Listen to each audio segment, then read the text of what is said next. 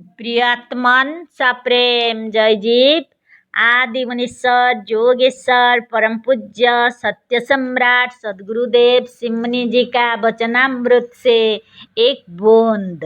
आत्मदेव के कार्य। सजीव शरीर में आत्मदेव द्वारा जितने कार्य हो रहा है व्यर्थ में नहीं हो रहे हैं। यदि यह कार्य कुछ देर के लिए सर्वदा रुक जाए तो मनुष्य जी नहीं सकता। शरीर के भीतर की गर्मी से जो कार्बन डाइऑक्साइड गैस उत्पन्न होता है उसे निकालने के लिए ही आत्मा श्वास को बाहर फेंकती और ताज़ा तथा नवीन रक्त उत्पन्न करने, रक्तों को साफ करने तथा कार्बन डाइऑक्साइड गैस से उत्पन्न हुई जड़ता को शमन करने तथा विकारों को समेटकर बाहर निकालने के लिए ही यह आत्मदेव बाहर से शुद्ध वायु या ऑक्सीजन लेकर भीतर जाते हैं।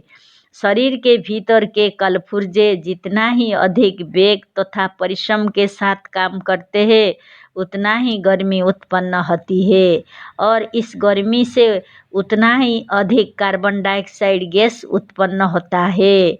अतः उतनी ही शीघ्रता के साथ आत्मा को प्राण शक्ति द्वारा श्वास प्रश्वास द्वारा उसे बाहर फेंकना और ऑक्सीजन को लेकर भीतर जाना पड़ता है। यही कारण है कि दौड़ने या बहुत परिश्रम का काम करने से श्वास प्रश्वास अधिक वेग से या अधिक शीघ्रता के साथ चलता है और स्थिर हो जाने पर श्वास प्रश्वास की गति और वेग कम हो जाती है।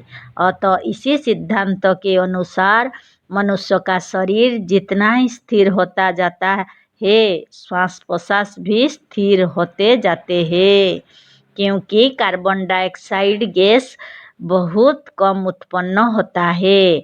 आत्मा सचेतन है, वह व्यर्थ का काम नहीं करती। कार्बन डाइऑक्साइड गैस को निकालने के लिए ही श्वास प्रश्वास में गति होती है। अतः मनुष्य का शरीर जितना ही स्थिर होता जाता है उतना ही श्वास प्रश्वास भी स्थिर होता जाता है और भीतर सिकुड़कर केंद्र की ओर अपने खास स्थान की ओर लौटने लगता है। पर शरीर की गति या उसका व्यापार सर्वथा तब तक नहीं रुकता जब तक कि मन भी सर्वथा नहीं रुक जाता। मन का या चित्त की वृत्तियों का थोड़ा भी स्फुरण हुआ कि प्राणायाम या श्वास प्रश्वास हिलने लगता है। सच्चा प्राणायाम और योग का प्राणायाम तब होता है जब मन या चित्त की वृत्तियां रुक जाती है।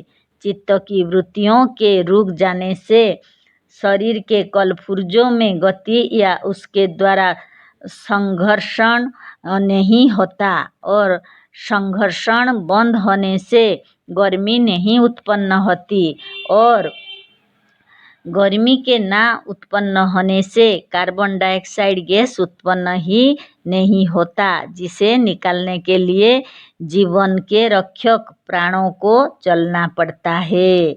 आत्मा या प्राण व्यर्थ में कोई काम नहीं करता।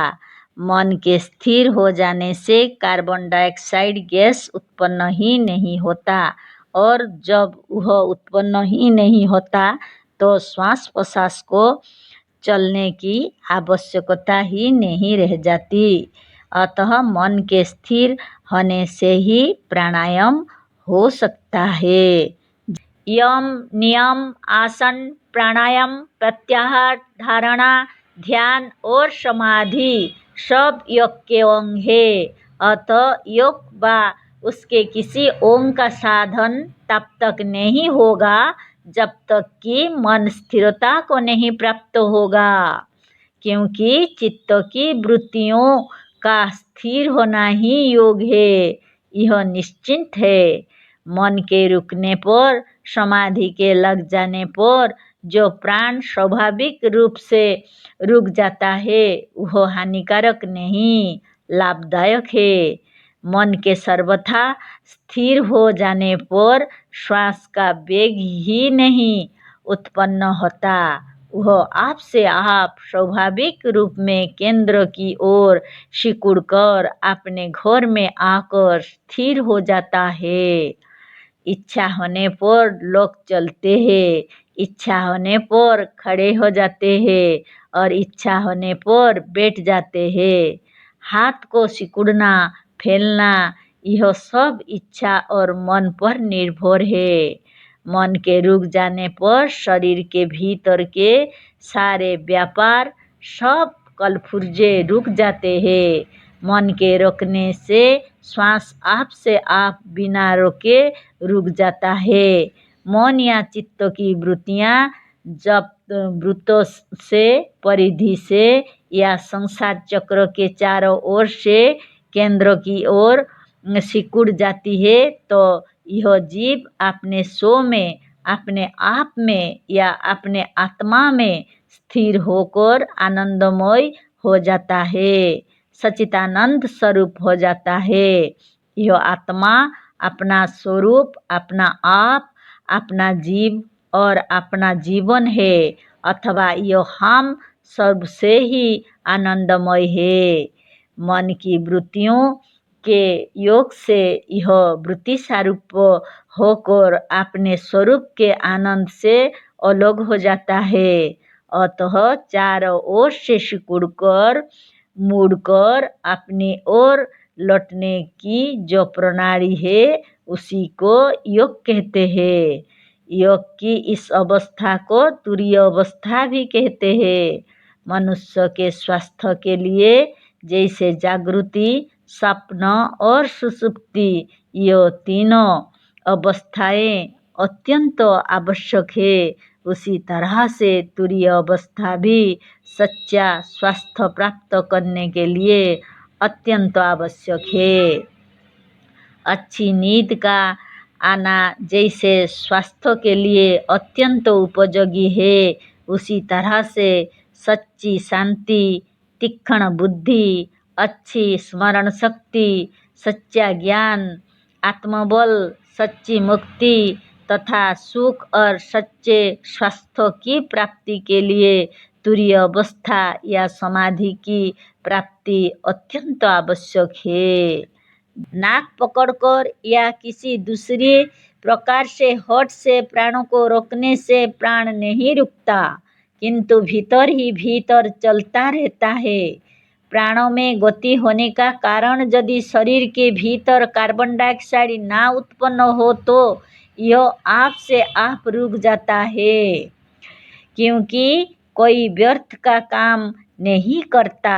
तो इतने बड़े सचेतन आत्मदेव व्यर्थ का काम क्यों करेंगे?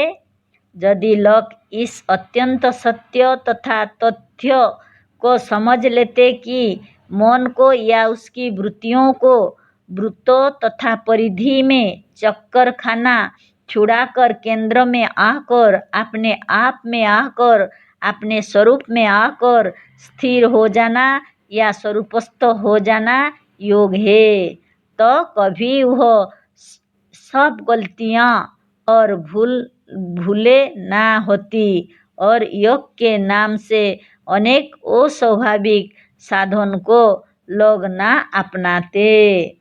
सच्चा योग ना जानने के कारण ही लोग इस भ्रम में जन्म भर पड़े रह जाते हैं कि शायद ये भी योग हो। योग के विषय में सबसे अधिक भ्रम फैलाने वाले मजहबी साधु है, जो स्वयं अप्राकृतिक काम करते और दूसरों से भी कराते हैं। योग का पहला अंग यम है। यम उपराम धातु से यम शब्द बना है।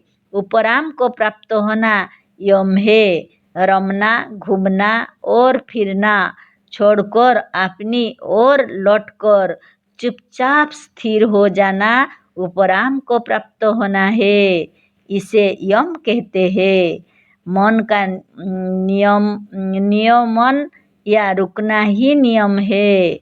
सुख पूर्वक सर्वदा स्थिर हो जाना आसन है। मन जो दौड़ रहा है उसे धारणा या पकड़ना धारणा है। आंख बंद करके मन को रोक कर अपने भीतर ही अपने स्वरूप को देखना ध्यान है। जिस अवस्था में मन सर्वथा रुक कर अपने स्वरूप में दृढ़ता के साथ रुक जाता है और अपने स्वरूप के सिवा किसी का भान नहीं होता है, उसे समाधि कहते हैं। मतलब यह है कि योग में मौन का ही साधन है और किसी का नहीं। योग के 8 अंग मौन को रोकने से होते हैं। सुख दुख का, स्वर्ग नरक का, उन्नति अवनति का और बंधन मोक्षों का कारण मन है। इसे जब तत्वों से समझ लोगे तब सच्चे योग को भी समझ लोगे। योग दर्शन शास्त्र में भी यही लिखा है, पर उसके टीकाकारों ने उसकी गलत टीका करके लोगों को योग से भ्रष्ट कर दिया है। इसीलिए हमने स्वयं योग दर्शन शास्त्र की टीका की है। इसे पढ़कर लोग खूब समझ जाएंगे कि सच्चा योग क्या है और दूसरे लोग पक्षपात के साथ मजहबी भावनाओं को लेकर मजहबी टीका करके योग के वास्तविक सिद्धांत से बहुत दूर चले गए हैं। योग विषय को अच्छी तरह से समझने के लिए हमारी टीका या भाष्यों के साथ पतंजलि मुनिकृत योग दर्शन शास्त्रों को पढ़ लेना आवश्यक है। जय जीव।